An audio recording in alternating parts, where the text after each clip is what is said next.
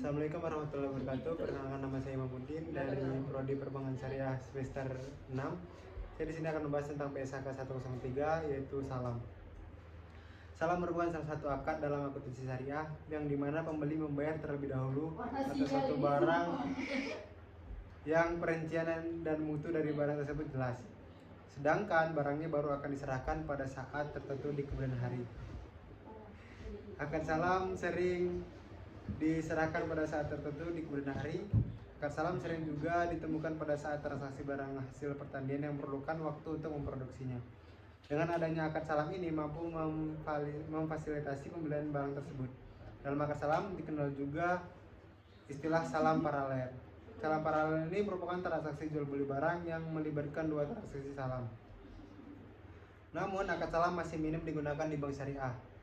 Daya tarik bank syariah untuk menetapkan pembiayaan akad salam masih sangat rendah. Daripada dari grafik, yaitu di tahun 2019 sampai 2023 itu ada yang naik turun. Di tahun 2019 itu ada 1.200 banyaknya di seri di 2019 sampai 2023 sedikit.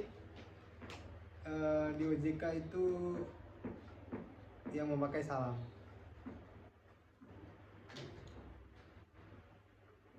Berdasar grafik, salam ini tidak digunakan di bank syariah. Meskipun dalam laporan tahunan bank umum syariah sering ditemukan akad salam, hal ini dikarenakan bank syariah lebih memilih menggunakan akad yang lain dalam bidang pertanian seperti murbaha dan sewa karena keuntungannya lebih terjamin dan juga tidak begitu berisiko. Padahal akad yang dirasa paling spesifik untuk pembiayaan petani yaitu akad salam. Pengaplikasian pembiayaan menggunakan akad salam sudah ditetapkan di negara tetangga yakni Malaysia. Bahkan di sana juga didirikan lembaga keuangan yang khusus untuk mendanai di bidang pertanian, yaitu Bank Pertanian Malaysia atau kita disebut BPM, yang menunjuk betapa seriusnya pemerintahan Malaysia dalam mengembangkan sektor pertanian.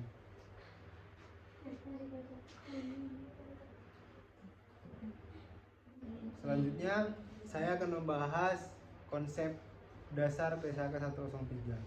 Sebelum itu di sini saya akan menjelaskan apa itu pengertian salam. Secara bahasa, salam adalah al-idha dan at-taslif, keduanya bermakna pemberian. Ungkapan aslamat sauba lil al-kaya bermakna dia telah menyerahkan baju kepada penjahit. Sedangkan secara istilah syariah, akad salam sering didefinisikan oleh para fuqaha secara umumnya menjadi jual beli barang yang disebutkan sifatnya dalam tanggungan dengan imbalan pembayaran yang dilakukan saat itu juga. Dengan bahasa yang mudah, akad salam itu pada akhirnya adalah jual beli dengan hutang. Dalam salam dalam PSAK nomor 103, yaitu akad jual beli barang pesanan atau muslam fih dengan pengiriman di kemudian hari oleh penjual muslam ilaih, dan pelunasannya dilakukan oleh pembelian pada saat akad disepakati sesuai dengan syarat-syarat tertentu. Sedangkan salam paralel merupakan jual beli barang yang melibatkan dua transaksi salam. Dalam hal ini transaksi salam pertama dilakukan antara nasabah dengan bank, sedangkan transaksi salam kedua dilakukan dengan antara bank dengan petani atau pemasok. Dengan kata lain, salam paralel dapat terjadi jika satu entitas bisa bertindak sebagai penjual dan pembeli. Sejarah PSAK, sini saya juga akan menjelaskan sejarah PSAK 103. PSAK 103 atau akuntansi salam dikeluarkan oleh Dewan Standar Akuntansi Keuangan Ikatan Akuntan Indonesia atau DSAK-IAI pada 27 Juni 2007. PSAK 103 menggantikan pengaturan mengenai akuntansi salam dalam PSAK 59 akuntansi perbankan syariah yang dikeluarkan pada 1 Mei 2002 berdasarkan surat Dewan Pengurus Nasional DPN-IAI nomor 0823 garis B garis miring DPN garis miring IAI garis miring XI garis miring 2013. Maka seluruh produk akuntansi syariah yang sebelumnya dikeluarkan oleh DSAK-IAI dialihkan kewenangannya kepada Dewan Standar Akuntansi Syariah yaitu DSA-SIAI. Setelah pengesahan awal di tahun 2007, PSAK 103 mengalami perubahan pada 6 Januari 2016 terkait definisi nilai wajar yang disesuaikan dengan PSK 68 pengukuran nilai wajar.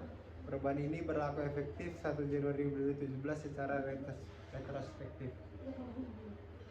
Nah, dalam perlakuan akuntansi berdasarkan PSK 03, pengakuan di sini piutang salam diakui pada saat modal usaha salam dibayarkan atau dialihkan kepada penjual.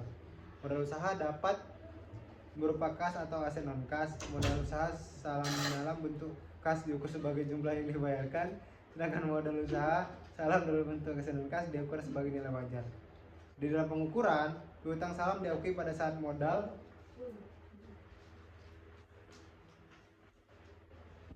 piutang salam diakui pada saat modal usaha salam dibayarkan atau dialihkan kepada penjual. Modal salam dalam bentuk kas sejumlah yang dibayarkan. Jadi di sini piutang salam diakui di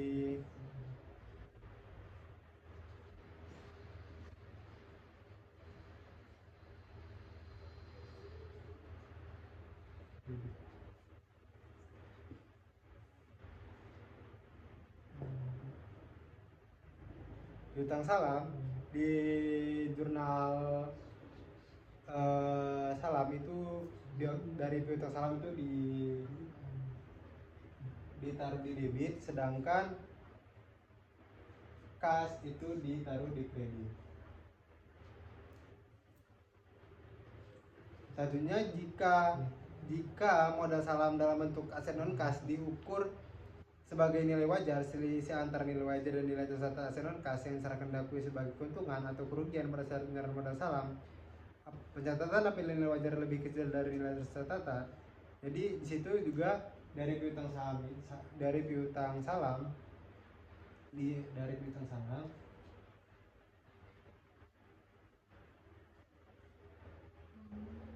itu dicatat di debit juga. Kerugian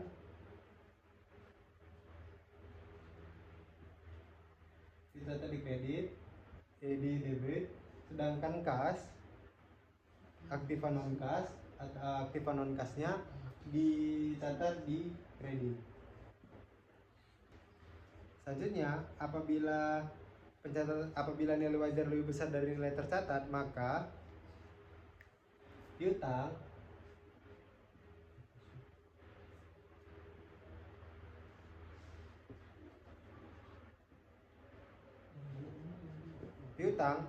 itu piutang salamnya dicatat di debit sama masih, tapi aktiva non kas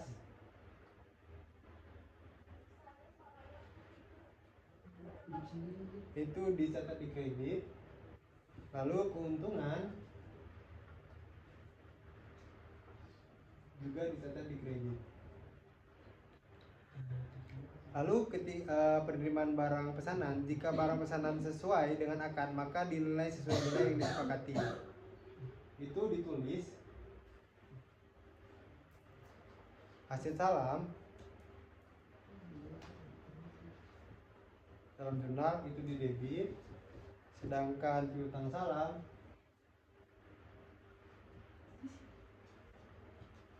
dicatat di kredit. Jika barang pesanan berbeda kualitas dan nilai wajar barang pesanan yang diterima nilainya sama atau lebih tinggi dari nilai yang tercantum dalam akad, maka barang pesanan yang diterima diukur yaitu aset salam diukur pada nilai akad itu di debit. Juga tulisannya aset salam diukur pada nilai akad.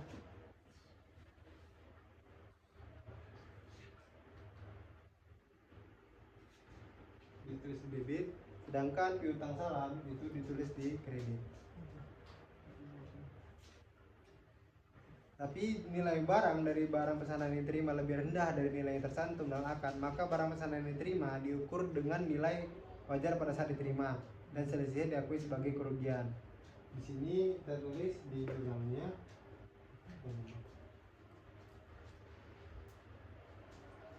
Jurnalnya ditulis aset salam, terus debit, kerugian salam di kredit, sedangkan piutang salam ditulis di kredit. Selanjutnya, jika pembeli menolak atau seluruh barang pesanan, maka jika tanggal penerima diperpanjang, maka nilai tercatat piutang salam sebesar bagian yang belum dipenuhi sesuai dengan nilai tercantum dalam akad. Di sini juga ditulis di jurnalnya salam sebesar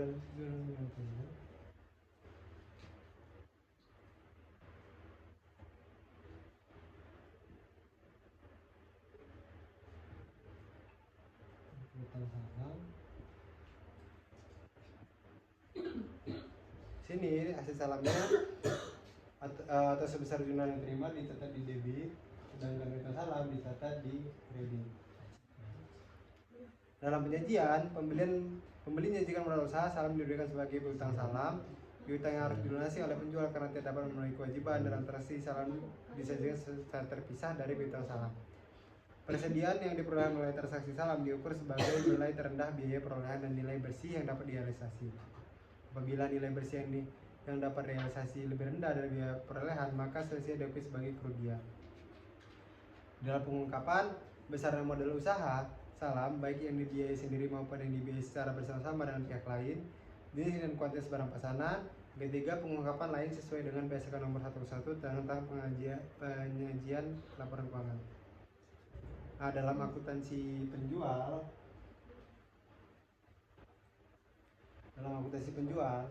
di pengakuan wajib salam diakui pada saat penjual menerima modal usaha salam yang diterima dicatatkan sebagai kewajiban salam. Dalam di pengukuran, modal usaha salam diterima dapat berupa kas dan hasil non kas. Modal usaha dalam bentuk kas diukur sebagai jumlah yang diterima. Sini di dalam pengukurannya modal usahanya ditulis dan dapat berupa kas dan non kas. Modal usaha salam bentuk kas diukur sebagai jumlah, itu ditulis kasnya, dimasukkan kas ditulis di kredit debit, sedangkan utang salam ditulis di kredit.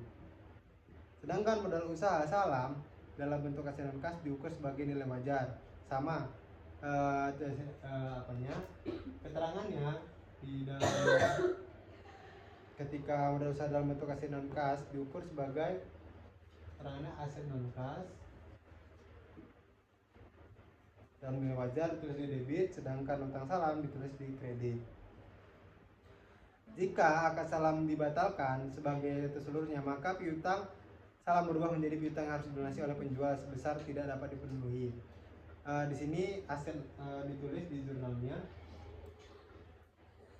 aset dan nilai piutang.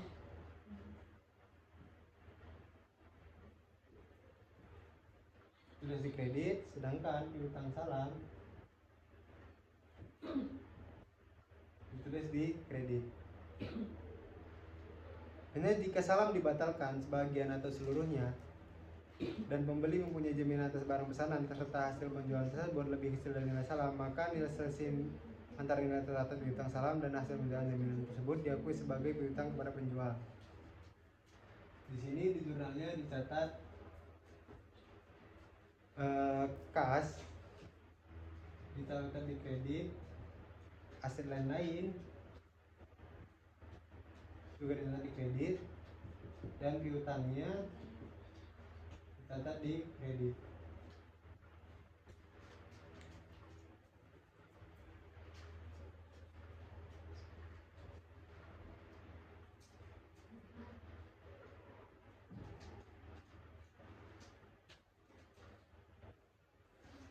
Implementasi selanjutnya saya akan membahas implementasi salam pada lembaga keuangan syariah LKS.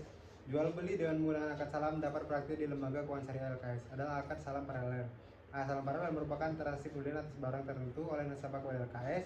Pembelian tidak secara langsung dengan melakukan penyerahan barang. Tetapi nasabah hanya memberikan spesifikasi barang, kemudian LKS memesan barang yang diminta nasabah kepada pihak ketiga atau produsen. Biasanya LKS melakukan pembayaran atas barang tersebut secara tunai. Meskipun transaksi salam masih digunakan dalam praktiknya, jarang ditemui dalam perbankan syariah dan telah diatur standarisasi oleh bank Indonesia. Selain itu, terdapat juga aturan akuntansi yang mengatur transaksi salam. Arti salam merupakan pembelian barang yang dibayar di muka dan diserahkan di kemudian hari. Dan kata salam berasal dari ajaran Islam menyerahkan harta atau uang terlebih dahulu sebelum mendapatkan barang dagangan. Begitu dari saya tentang penjelasan PSAK 103. Kurang lebih yang maaf. Wassalamualaikum warahmatullahi wabarakatuh.